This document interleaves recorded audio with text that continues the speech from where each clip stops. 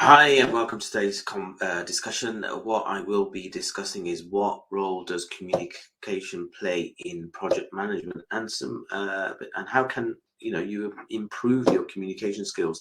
Areas I will cover is the role of communication, very briefly, some techniques around listening, communication channels, synchronous, asynchronous methods of communication, a little bit around communication planning, making sure that you've got a degree of a plan in place so that you understand how to effectively communicate, and then cover some continuous improvement areas.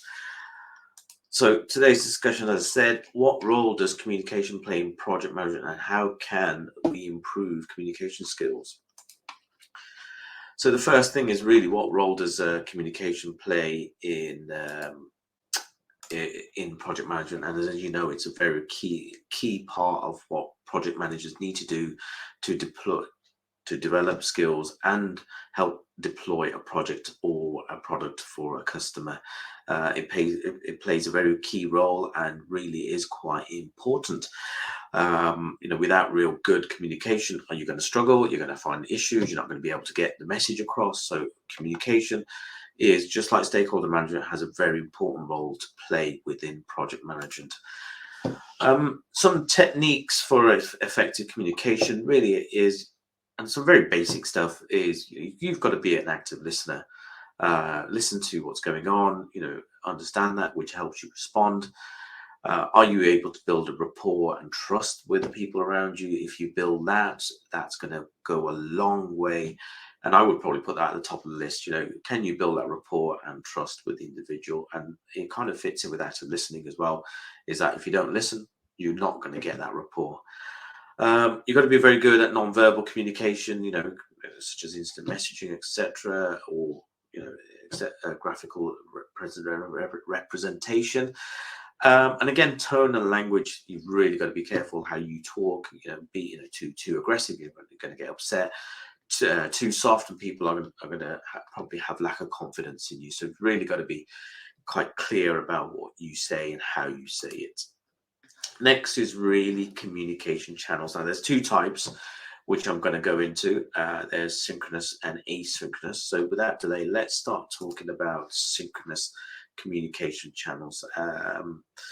These are really like phone calls, video conferencing, instant messaging, face-to-face conversations. Now, the good thing about these kind of methods is it gives you immediate feedback, real-time interaction. It stimulates engagement, which really is key for part of your project. But you've got to be careful. You've got to choose the right one at the right time to help you determine what you need to do. Now, it's synchronous. Synchronous really is probably the most common that we use within project management. However, it has evolved now that we are now moving more and more to asynchronous. Now, unfortunately, fortunately it has a role to play, but unfortunately, it can also, in my opinion, be probably I would say keyboard warrior, where you sat behind emails or discussion forums that may not always work for all types of people. However, it does have a very important part to play. So just examples of synchronous methods, again, emails, discussion forums, like I was saying. There's other project management tools that you can use, share documents that you share with your team. Synchronous is more of a time delayed interaction. The message and the communication isn't instantaneous. It comes over a period of time, but it has its role to play. It's non-real time exchange. Participants can communicate at their own pace without the need for immediate response. So you need to keep that in mind. But it gives you that flexibility and convenience. Asynchronous communication offers flexibility as participants. You can engage at any time, when it suits, and when required. And that, especially with the agile method of working, I think that is probably working better for more people now than it ever has.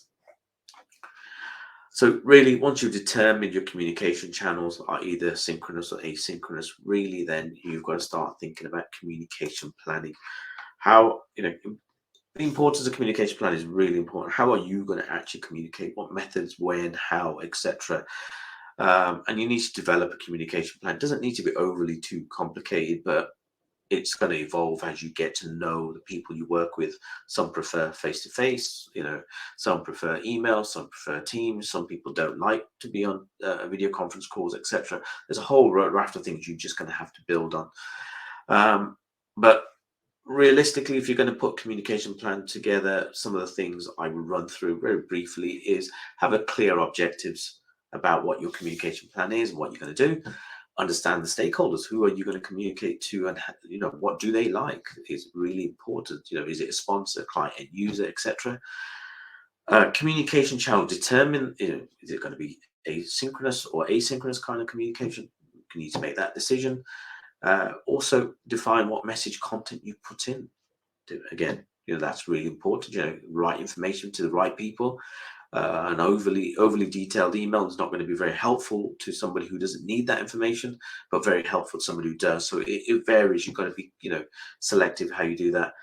Another thing is, what's your frequency and timing of these meetings? Do you daily, weekly, hourly? Who knows? Whatever you need to understand the environment you're in, and you probably won't get the answers to most of these pretty straight away. You'll build as you go. You need to understand the roles and responsibilities within your team as well. So that will help understand what communication you go out there. Helps prepare the type of communication. Some people like emails with detail because they're technical. Some people just like a brief update because they don't have time to read it. And that's usually with senior stakeholders. They just want the bullet points and the information. Again, after that, you want to make sure you've got an escalation procedure. What happens if there's a problem? How do you escalate? Make sure people understand that. And then start thinking about engagement strategies. How do you engage at your asynchronous, synchronous methods, face-to-face, meetings, surveys, workshops, feedback sessions, whatever they may be, determine what that's going to be. And then, communication, the next one is communication matrix. Now, you can use this, and I kind of use it as a RACI, which is responsible, accountable, consult, and inform. Those are the three elements which you need to cover. And I build the people who I need to are either responsible, accountable, who I need to consult, and who I inform, which gives a good steer about what you're doing. But as the project evolves, that will change. And then you need to make sure you've got regular reviews and updates. You just can't go with a strategy you've already agreed with. It will change over a period of time. So realistically, communication is very important, but one of the things you need to make sure is that you are continuously improving as you go through the project, because what you may have agreed at stage one doesn't necessarily work at stage two.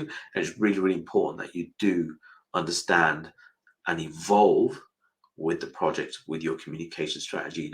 Having meetings for the sake of meetings is not good use of people's time. Sending unnecessary messages via email or too detailed is not good, etc. Keep evolving, and the more you evolve, the better you will be.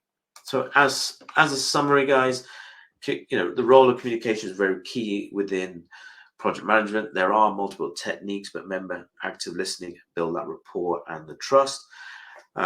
Then you've got to confirm your communication channel, synchronous or asynchronous, and then have a plan of how you're going to do that. And then finally, make sure you are continuously improving how you progress your communication, how you change it, how you evolve it to best suit your project at the right time. Remember, if you don't evolve, what's going to happen? It's going to stagnate, and you will end up with a lot of people disengaged with your project. And what you'll find is that you don't get people's buy-in, and the last thing you need is not getting people's buy-in, because you will not be able to progress your project forward.